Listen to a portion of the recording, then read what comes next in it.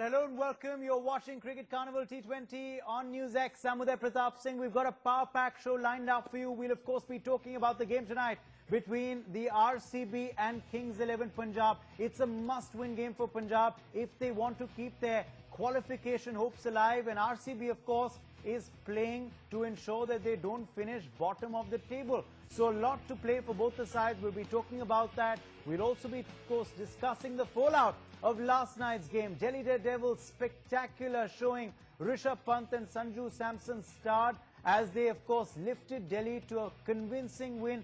Has Delhi still got a hope of making it for the qualifiers? We'll be talking about that and a lot more. Joining us will be Shishir Hattangadi, former Ranji cricketer and former Mumbai captain. We'll also be joined by former Indian cricketer Sabah Karim. But I want to begin by talking about the big news which came in earlier today. Yes, the war of words between the BCCI and the Supreme Court appointed COAS turned into a no-holds-barred brawl, with the BCCI shooting off a strongly worded letter to the COA insisting on sending a notice to the ICC on its breach of contract after the COA had written to the Indian board asking it to select the team for the Champions Trophy. The BCCI responded with a strong missive showing no intentions to back down. In its letter that has been accessed by NewsX, the BCCI insisted that the legal notice to the ICC must be sent to remedy the breach of contract. BCCI's acting secretary Amitabh Chaudhary also reminded the COA that the board knew what to do with respect to the players and selection. Also reminded the court-appointed administrators that the board hasn't lost sight of anything, and added that if the board did indeed take a decision about participating in the Champions Trophy, it would be a well-considered one based on the organization's need to protect its rights as well as interest. Big news point that we are tracking for you. This, of course, is a face-off that continues between the COA, who of course been appointed by the Supreme Court, and the BCCI over the issue of India's participation in the Champions Trophy, which, remember, still remains in doubt because the team has not yet been announced much after the ICC approved deadline. Well, joining us is Shishir Hattangadi now on the program. Shishir, welcome to the show. First question, of course, on a non-IPL topic, but something that's big in the cricket world today. Your first reaction to this war of words between the COA and the BCCI continuing?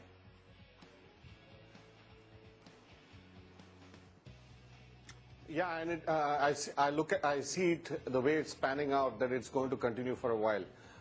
I think this is about who's more powerful, who has a bigger say in the corridors of the ICC, and unless the Supreme Court, the Honourable Supreme Court intervenes and then instructs one party or the other to go ahead and do as they instruct them, I think this is going to be, a slugfest which isn't good for the game. That's all I can say at this point in time. But the fact is that the not sending a team, yes, if there is a breach of contract, by all means go ahead and send in your legal notices and things like that.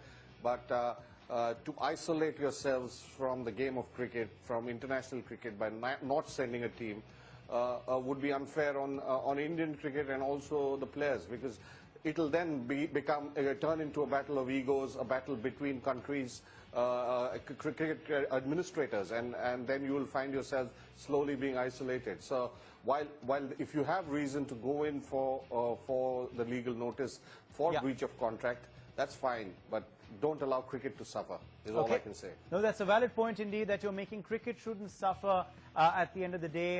There can be politics, there can be issues which can be resolved amicably, but let not the sport get affected by what's going on off the field. That's a valid point. Stay with us. Okay, it's time now to talk about the on-field action. What really took place yesterday at the Firozshah Kotla? Well, it was young Rishabh Pant who smashed his way to a brilliant 97 runs. Disappointing, he didn't get his century. And Sanju Samson, meanwhile, scored a fluent 61 to guide Delhi to a very comfortable 7-wicket victory over Gujarat and keep their hopes alive for a playoff berth. Electing to field first, Delhi bowlers leaked runs as Gujarat rode on skipper Suresh Raina, who scored 77 runs, and Dinesh Karthik, who smashed 65 runs to post 208 for 7 wickets. In fact, later Pant and Samson, though, showed their batting class to enable Delhi to overwhelm the target with consummate ease, reaching 214 for 3 with 15 balls to spare. Rahul Dravid's boys have managed to stay in the playoff race, garnering 8 points from 10 games to hold on to the 6th position in the standings with 4 matches still to play. And I want to open it up to get in Sabah Kareem now on to the discussion, who's joining us live from Mumbai.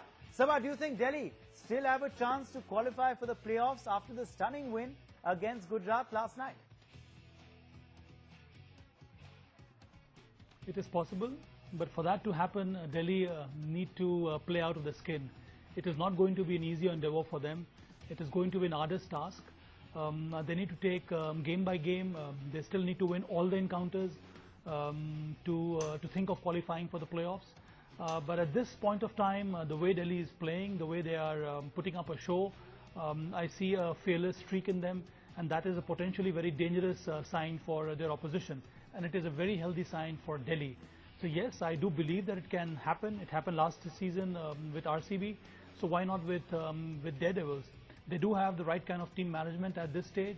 It's so wonderful to see the kind of backing the youngsters have received from Rahul Dravid and company. So things are looking very good for Daredevils, and I wish them loads of luck. It will be wonderful if Daredevils qualify for the playoffs.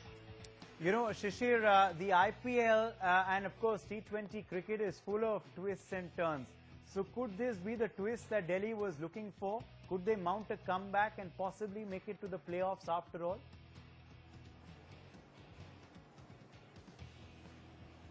Well, for starters, they cannot have any more a bad day at the office.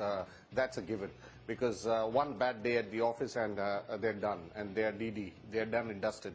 But they have given every indication that they're on the way up, playing much like fearless tigers and caged tigers, because they know that they have no choice but to fight it out if they want to stay in the hunt to qualify, which is in a sense bringing out qualities that we hadn't seen in the earlier half of the tournament. You know, just youngsters putting their hands up and playing out of their skins. I mean, what we saw yesterday was a bit of a freakish display. You know, you don't see this every day in even in T20 cricket. And I hope it's not an aberration. I hope this goes on, because the moment teams like Delhi come up the ladder, what you will find is it will be putting pressure on the other teams that are already almost certain to qualify, because it could get down to net run rate, it could get down to the points, it could get down to one bad day at the office by any other side. So things going Delhi's way. And one thing, like I said, there is a caveat to this. Delhi cannot afford a bad day at the office, and if they know that, and they know they have nothing to lose, there is a chance they'll be pushing some of the more fancy teams at this point to worry and start worrying about where they stand. Absolutely. So Delhi Daredevils, of course, will hope not to become the other DD, done and dusted, as Shishir was saying, and for that they need to ensure victories in the subsequent matches, of course, against Mumbai, Pune, and of course RCB as well. But Rahul Dravid, Sabah, is the chief mentor at the end of the day for Delhi. He's also coaching the youngsters. What's your take on Rahul's contribution to Team Delhi? I think it is purely a selfless streak shown by Rahul Dravid, that he has taken up the responsibility of coaching the under-19 Indian side, the India A side, and right now the Delhi Daredevil side. And that is why if one looks at the composition of Daredevils, it comprises of so many youngsters who have played at the India A level. So Dravid knows them very well. He knows how to motivate them. He knows how to monitor their progress, and he also knows how to mentor them. So it is wonderful to see Rahul Dravid working so hard with the youngsters. It is extremely beneficial for Indian cricket and right now for Delhi Daredevils. The kind of faith he has shown on these youngsters, especially now with who are playing for Delhi Daredevils, it reflects a very strong attitude. It reflects that he has immense faith in these youngsters, and no wonder now that the youngsters have started to respond in such a positive manner. And that is what team management is all about. That is what man management is all about. And Rahul Dravid is certainly a master at all these facets. It is so good to see Rahul Dravid working so hard with the youngsters. So I wish not only Dravid but the entire Daredevil side loads of luck in the progress in this IPL 2017. But who was responsible? Who was responsible for that blistering knock by Delhi? Yes, it was none other than the brilliant youngster Sanju Samson, who's proved his mettle in previous IPLs, and of course Rishabh Pant, who's really been a star from the first match for Delhi. Had a bit of a rough patch in the middle, possibly the nerves got to him, but showed potential from the beginning and of course culminated in a blistering 97-run rock. Yes, it was literally raining sixes, Shishir, from Rishabh Pant last night at Firozshah Kotla. I mean, it looked like he, there was no shower in Delhi last night because it has been raining a bit here recently. So we had a shower of sixes instead.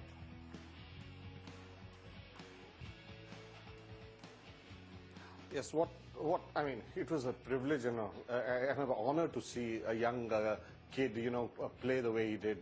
And certainly, what one can expect of the likes of Samson and Rishabh Pant is to kick on from here. I mean, let's be honest that, the IPL is only a means to an end.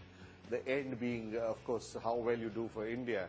But this is a great platform to get noticed, to showcase something special that you may have, and just kick on from here.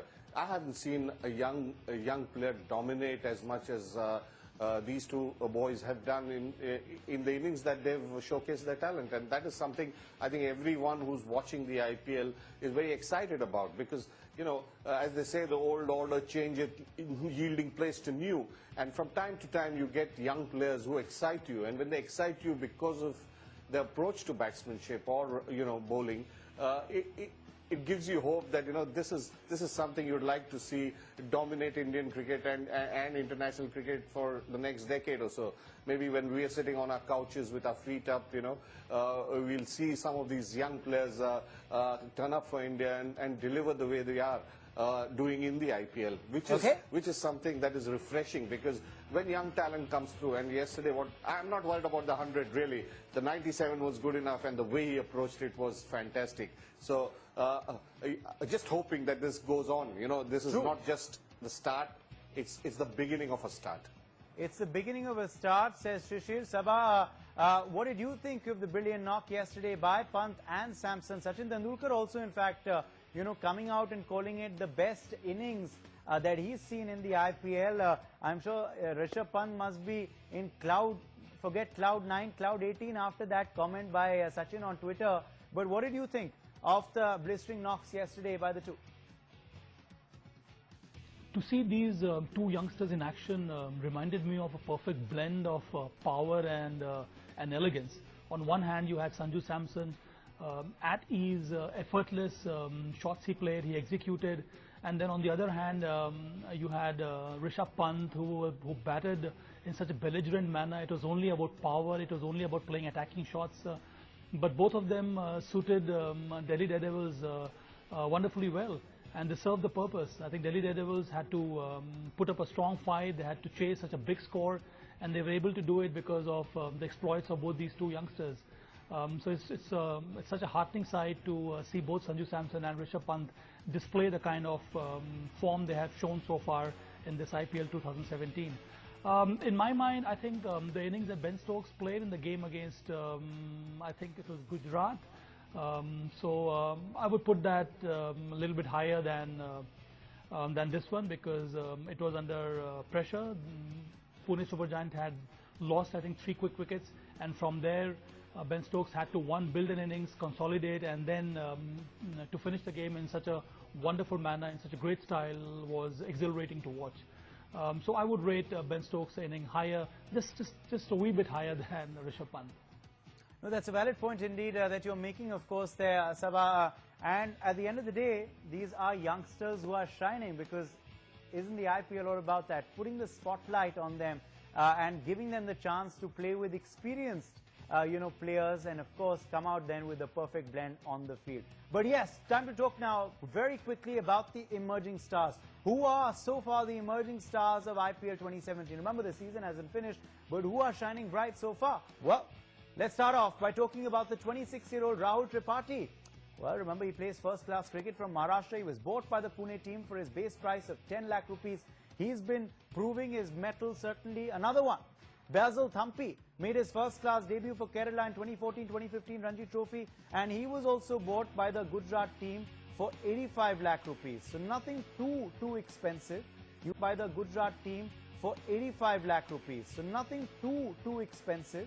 You have an attacking left-handed batsman from Delhi, Nitish Rana, who's grown up playing his cricket at the Firozshah Kotla Stadium. Rana has put up meaningful contributions in the List A circuit and the Syed Mushtaq Ali Trophy this year, apart from being the top run getter for Delhi in the Ranji Trophy. And he's also someone who, of course, remember, has been shining from the first match onwards for the Mumbai Indians. Someone who, of course, they can rely upon. Another player who we, of course, spoke about earlier in the show, the wicketkeeper batsman Rishabh Pant. Well, he made his first class debut in 2015 for Delhi and followed it up with a debut in the IPL in 2016. He was bought by Delhi Daredevils at 1.9 crore rupees, which was 19 times his base price of 10 lakh rupees ahead of IPL 2016. But he certainly proved his worth, hasn't he? Well, he continues to be a part of the squad, of course, in the 2017 season too.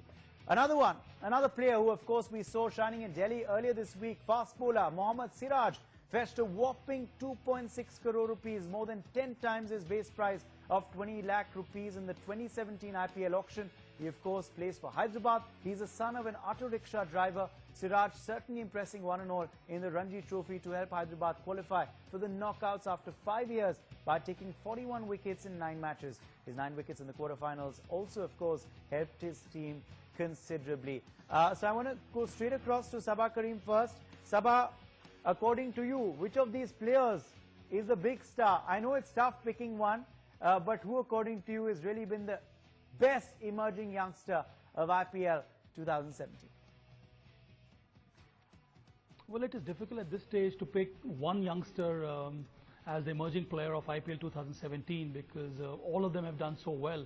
Right from Mohammad Siraj, who has impressed everybody with his speed and his variation.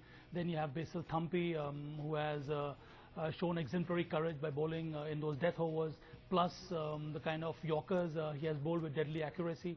Then you have the batting lineup of Rishabh Pant, and then you have Nitish Rana, and then Rahul Tripathi.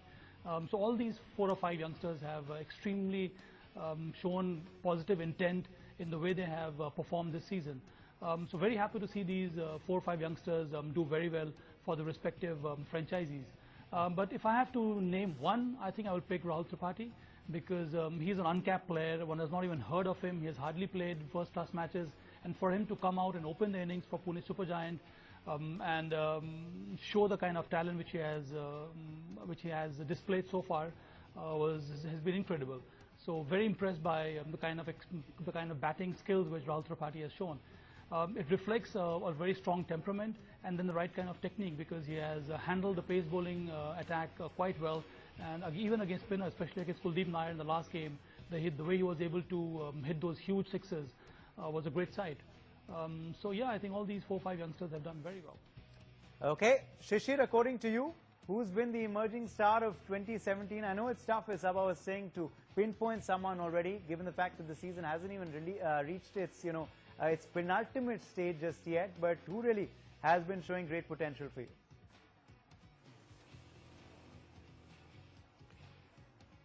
I've been a part of IPL team managements, and the first thing that talent scouts and advisors do is keep a vigilant eye on anybody and everybody who's performing in first-class cricket to make them a part of your wish list, a laundry list, call it what you may. And every player that has been picked, barring one, has been on the wish list. That is why they've commanded the price in the auction. So there has been a level of expectancy from the franchise in that player, because that is why you command that price. Like Sabah said, the only one, Rahul Tripathi, very, very understated first-class career. He's 26. He's not a youngster by any means, but he's played about 32 first-class games. Yeah. Averages 30 in first-class cricket, 1 first-class 100. Not something to sort of, put Indian cricket on fire in terms of performances. But he went through the process of selection, and each franchise invites players who are not known for selection. And he's been rejected a couple of years, I'm told, by the selection process he went to Pune last year and he was rejected and asked to work on his certain areas of his game. So he's come and he's embraced the opening position, which is not very easy, let me tell you. And to watch him and that, of course, has added to why, of you, course, he remains your choice. I'm going to have to quickly stop you there, Shishir, but stay with us because it's time for a very quick break. We'll be back with lots more. Don't go anywhere. We'll, of course, be talking about the game tonight between RCB and Punjab as well. Back in a moment.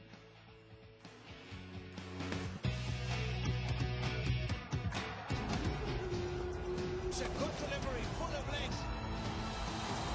That's gone for 6 runs.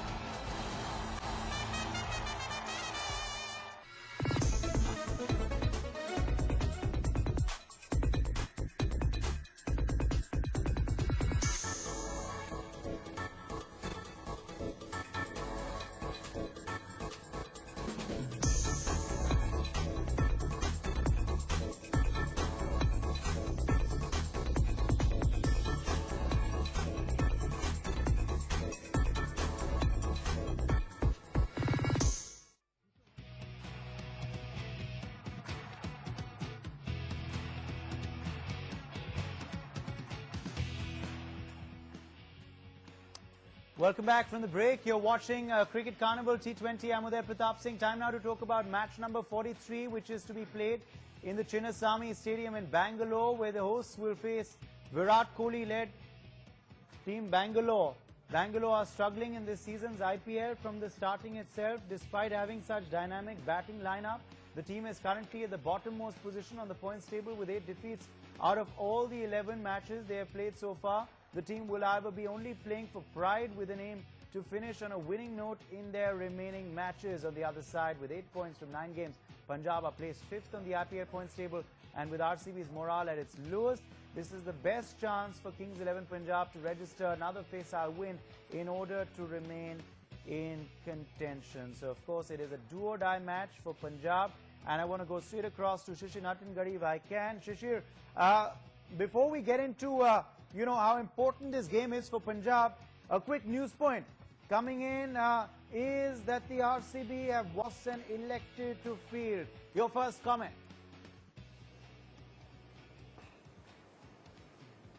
Well, my first comment is that the team that chases generally has a better chance, as we've seen throughout the tournament, except for the odd game that has not gone that way. But it'll be interesting to see if they're now decided to put Chris Gayle in the mix, because if there is one reason why Chris Gayle should be playing now, it could be his biggest IPL from now on if he needs to get picked in the next year in the new auction. And of course, he's not done too much in this season to set RCB on fire, which he's done over the years. So maybe he's not had enough games to get that rhythm. Maybe he's just struggled as a player because he's not playing too much international cricket. But the fact is, if they need to now upset teams and be party poopers, which they're supposed to now, because with that batting side, they can only be party poopers, and they have to do it with Chris Gayle in the mix. Absolutely, and I've got a news point at that point. You literally stole my words, Shishir, because the news point, another news point which we're getting for our viewers from the Chinnaswamy Stadium is that Chris Gayle and Badree are back in the squad. Yes, they will be playing tonight in Bangalore. They replace Travis Head and the injured Adam Milne. So Gayle and Badree back in the squad. Kings XI Punjab, it's a do-or-die game for them. They have decided to remain unchanged. For the first time this season, their team will remain intact from the last game. No changes made. Your first comment on those two decisions, Shishir, coming in from the Chinnaswamy. Well, the decision to get Gayle back, I think, is not only the most pragmatic decision, but also gives them a chance to destroy teams now. I mean, obviously, Travis Head wasn't in the best of form, and the fact that Gayle, everybody knows Gayle in his form can create some damage. So it's worth giving that chance to him now for the next all the games to ensure that they can upset teams. The second is Badree coming in. Of course, he's given them hope as a bowling unit. Both teams have a weaker bowling unit than a batting unit, and that is where I think the team that bats better will win, because Badree is the only one who's been able to make a certain amount of impact amongst the RCB bowlers, along with the local bowlers, that is Chahal. But the fact is, Badree with the new ball in the power play can create some damage and give you that early inroad into shaping this shaping a T20 No, that's a very valid point you're making. That's a valid point you're making. So Badree, of course, can prove to be a danger, and a Gale storm can sweep away Punjab's chances of making it to the playoffs. What's going to happen? Well, that's something only time will tell. For the time being, Shishir Nattangadi, thanks very much for joining me on the program this evening. Thanks also to Sabah Karim, who joined us earlier. Now remember, the IPL is about on-field action, but it's also about the off-field fun as well. And it's time for a fun video as we slip into a break. Team Punjab having fun during their practice session. Though things are not in favor of them in the tournament, they don't miss an opportunity to have fun on the green. Can that fun translate into cricketing prowess as well? That's something time will tell.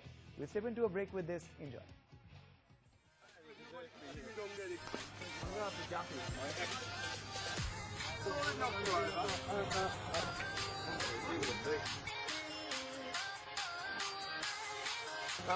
Welcome to we're all throwing at each other. Got some cards down there at the bottom. I'm gonna go first with captain. I'm gonna hit Martin Guptill.